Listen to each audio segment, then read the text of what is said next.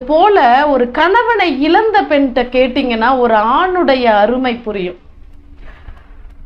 நீங்க நினைக்கிற மாதிரி கணவனை இழந்த பெண்ணோன அவளுடைய உடல் வேட்கையோ வெறியோ மட்டும் அல்ல அங்க விஷயம்.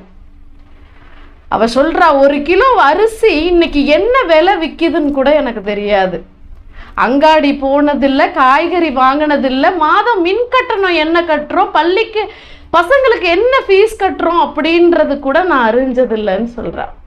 எல்லாமே அவர் பாடுன்னு நான் இருந்துட்டேன். அவர் இருந்த வரைக்கும் அவரோட கஷ்டம் என்னன்னே நாங்க அறிஞ்சதில்லை. அவர் இருந்த வரைக்கும் எவன் உதவியும் நாடி நாங்க போனதில்லை. காலையில எழுந்து டீ கேட்க இன்னைக்கு அவர் என் அருகில் இல்லை. எனக்கான தேநீரை நானே தயாரித்து நான் மட்டுமே தனிமையில் குடிக்கும் நிலைமையை தான் என் வாழ்க்கையில் அவரை இழந்த பெரும் நிலையாக உணர்கிறேன்.